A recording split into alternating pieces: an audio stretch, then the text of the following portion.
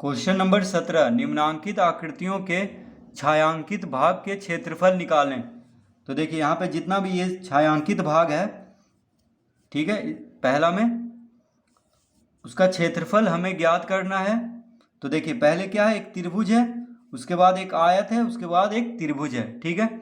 तो इस त्रिभुज का क्षेत्रफल, फिर इसको क्षेत्रफल को जोड़ देंगे यानी आयत का, और फिर इस त्रिभुज का, तो तीनों को जोड़ देंगे तो इस आकृति का क्षेत्रफल निकल जाएगा। तो देखिए ये एक त्रिभुज है, ठीक है, इसमें ऊंचाई, त्रिभुज का ऊंचाई दिया हुआ है 1 सेंटीमीटर। देखिए ये वाला ऊंचाई दिया हुआ है 1 सेंटीमीटर, त्रिभुज का ऊंचाई 1 सेंटीमीटर। और आधार, आधार कितना है, देखिए यहाँ से लेके यहाँ तक है 4 सेंटीमीटर, यानी देखिए ये जो है 4 सेंटीमीटर यहाँ पे लिखा हुआ है, यहाँ से लेके यहाँ तक, यानी यहाँ से लेके यहाँ तक कितना है, 4 सेंटीमीटर। तो आधार हो गया 4 सेंटीमीटर त्रिभुज का। तो अब हम 1/2 गुना आधार गुना क्षेत्रफल करके इस त्रिभुज का क्षेत्रफल निकाल देंगे, क्योंकि आधार मालूम चल गया है और ऊंचाई। अब इस आयत में आते हैं, तो देखिए आयत का चौड़ाई 4 सेंटीमीटर, देखिए ये वाला आयत का चौड़ाई हो गया यहाँ से यहाँ तक, ठीक है। ये हो गया लंबाई। अब देखिए लंबाई कैसे निकलेगा, तो यहाँ से यहाँ एक है, यहाँ से यहाँ एक है, और ये पूरा 6 सेंटीमीटर है, तो ये 4 सेंटीमीटर हो जाएगा, क्योंकि देखिए 1 सेंटीमीटर हो गया यहाँ से लेके यहाँ तक, ठीक है, यहाँ से यहाँ तक 1 सेंटीमीटर, और यहाँ से यहाँ तक 1 सेंटीमीटर, तो एक इधर और एक इधर, 2, तो 6 है पूरा, तो 6 में से 2 घटा देंगे, तो आयत का लंबाई निकल गया कितना, 4 सेंटीमीटर।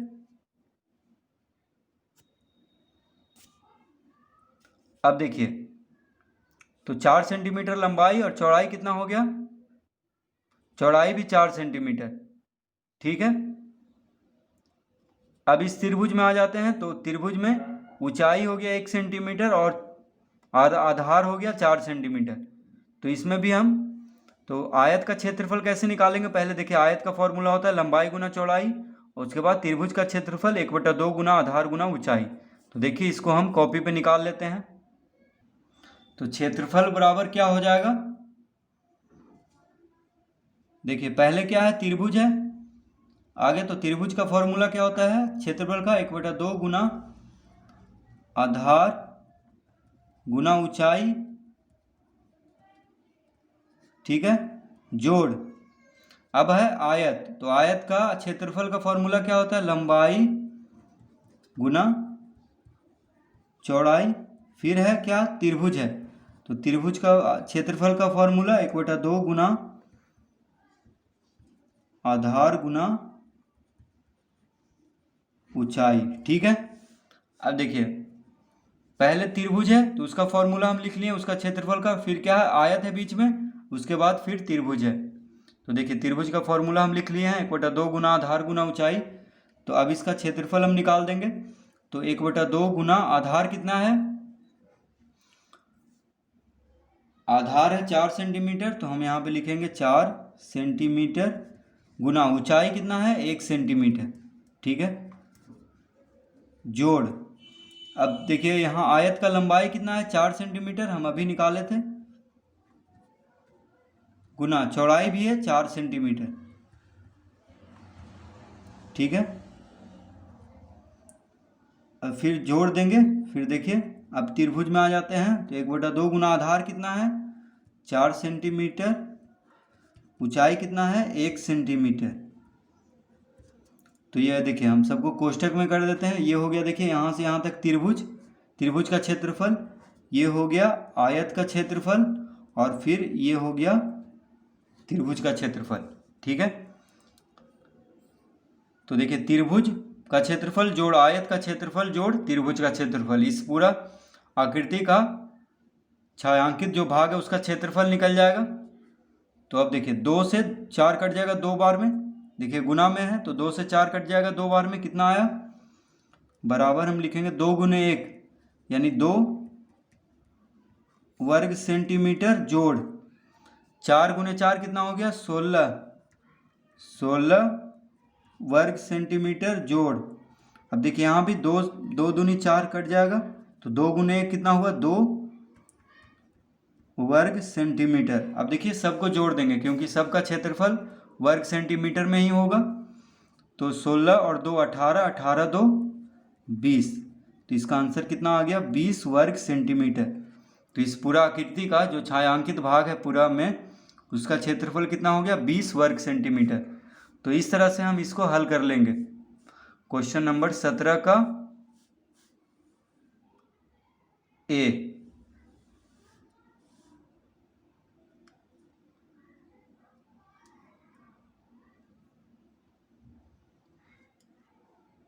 तो देखिए फिर से एक बार इसको देख लेते हैं।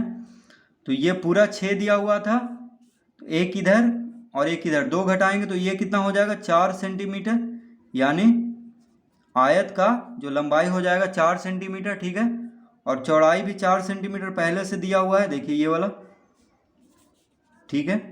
तो इस तरह से हम देखिए ये 4 दिया हुआ है, ये 4 हो ही गया। ऊंचाई दिया हुआ है, आधार दिया हुआ है 4, ऊंचाई 1। तो इस तरह से हम इसको निकाल देंगे। क्वेश्चन नंबर 17 का ए। अब देखिए बी में है देखिए 8 सेंटीमीटर लंबाई आयत का, ये आयत है देखिए ऊपर में, और नीचे है क्या त्रिभुज। तो आयत का लंबाई 8 है और ये 4 है, चौड़ाई 4 है। और देखिए यहाँ से यहाँ पूरा दिया है लंबाई 6, तो यहाँ से यहाँ तक की दूरी कितना हो जाएगा, यहाँ से यहाँ तक की दूरी हो जाएगा, देखिए ये पूरा 6 है, यहाँ से यहाँ 4 है, तो ये 2 हो जाएगा। यानी त्रिभुज का ऊंचाई कितना हो जाएगा 2 सेंटीमीटर, ठीक है।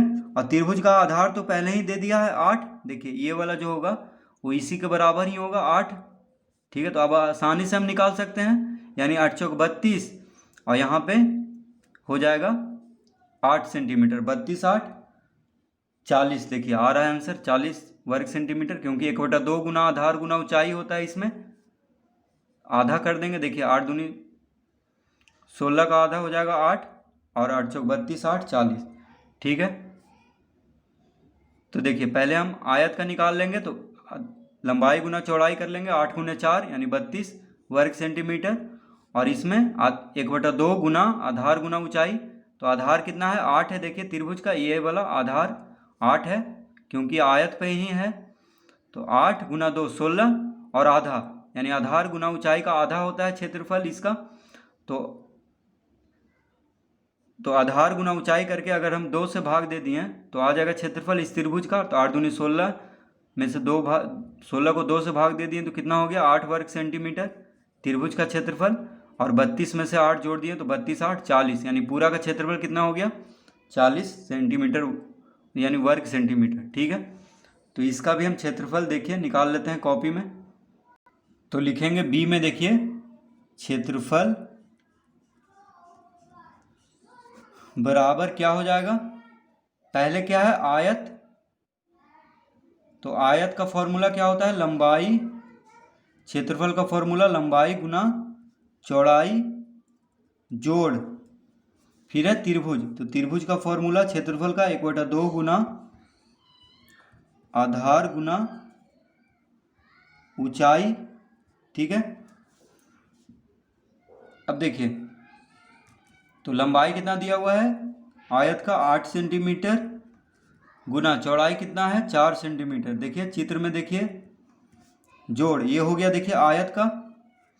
अब आते हैं त्रिभुज में, तो 1/2 गुना आधार कितना है 8, क्योंकि जो आयत का लंबाई है वही त्रिभुज का आधार है, ठीक है। तो 8 सेंटीमीटर गुना ऊंचाई कितना है, ऊंचाई हम अभी निकाले थे, देखिए 6 में से 4 गया तो 2 सेंटीमीटर, ठीक है।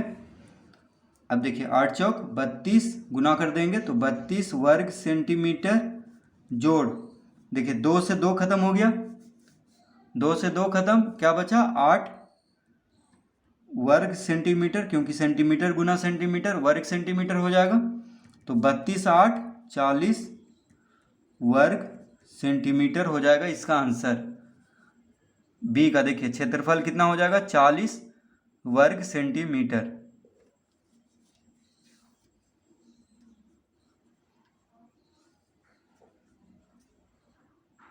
सी में देखिए इस तरह का चित्र दिया हुआ है, तो इसमें हमें ज़्यादा दिमाग नहीं लगाना है। देखिए छायांकित भाग यानी जो छायांकित है जो रंगा हुआ है उसका बस इतना का क्षेत्रफल निकालना है। देखिए ये देखिए छायांकित भाग नहीं है तो इसका क्षेत्रफल हमें नहीं निकालना है, बस यहाँ से देखिए जो जो पेंसिल हम चला रहे हैं इतना का क्षेत्रफल निकालना है। ठीक है, अब देखिए तो अगर हम पूरा को देखें यहाँ से यहाँ तक तो ये आयत जैसा है। देखिए यहाँ से लेके अगर हम इस पूरा को चित्र को देखें आयत जैसा है, तो अगर हम ये आयत में से ये वाला त्रिभुज को घटा दें तो देखिए ये क्षेत्रफल निकल जाएगा। यानी देखिए फिर से अगर ये पूरा आयत का क्षेत्रफल निकाल लें और ये जो खाली जगह है मतलब जो छायांकित नहीं है उसका क्षेत्रफल निकाल करके घटा दें इस पूरा आयत में से, तो देखिए ये यहाँ से लेके जो छायांकित है ये पूरा का क्षेत्रफल निकल जाएगा। ठीक है, तो देखिए ये हो गया पूरा क्या आयत, यहाँ से लेके ये पूरा आयत हो गया।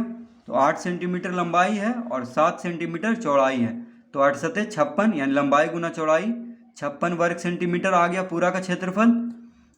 ठीक है, अब देखिए यहाँ से यहाँ तक 5 दिया है 5 सेंटीमीटर और ये पूरा दिया है 7, तो यहाँ से यहाँ तक कितना हो जाएगा देखिए, यानी त्रिभुज का ऊंचाई कितना हो जाएगा, ये जो त्रिभुज है जो छायांकित नहीं है उसका देखिए 7 में से 5 गया तो ये 2 हो जाएगा 2 सेंटीमीटर। ठीक है, देखिए हम यहाँ पे लिख देते हैं 2 सेंटीमीटर। देखिए 7 है पूरा और यहाँ से यहाँ तक कितना है 5 है, तो 7 में से 5 घटाएंगे तो ये 2 हो गया, तभी देखिए पूरा 7 होगा तो 5 2 7, तो त्रिभुज का ऊंचाई 2 सेंटीमीटर हो गया और त्रिभुज का आधार यानी ये वाला देखिए ये जो है 8 सेंटीमीटर है तो ये भी 8 सेंटीमीटर होगा, यानी ये कितना होगा 8 सेंटीमीटर। तो त्रिभुज का क्षेत्रफल हम निकाल देंगे 1/2 गुना आधार गुना ऊंचाई, 8 सेंटीमीटर आ चुका है आधार और 2 ऊंचाई, तो कितना होगा देखिए 1/2 यानी 8 दूनी 16, 16 में से अगर 16 को 2 से भाग दिए तो 8 और पूरा कितना आया था 8 सतह 56, 56 में से 8 घटा देंगे तो 48, यानी ये जो छायांकित भाग है उसका क्षेत्रफल कितना हो गया 48 वर्ग सेंटीमीटर। ठीक है, तो देखिए सी में हम लिखेंगे क्षेत्रफल यानी छायांकित भाग का क्षेत्रफल बराबर, क्योंकि उसी का पूछ रहा है तो इसीलिए हम सिर्फ क्षेत्रफल लिखे हैं। क्वेश्चन में देखिए कह रहा है छायांकित भाग के क्षेत्रफल निकालें, तो क्षेत्रफल बराबर क्या हो जाएगा, देखिए पहले हम आयत का क्षेत्रफल आयत का क्षेत्रफल में से किसका क्षेत्रफल घटा देंगे, त्रिभुज का।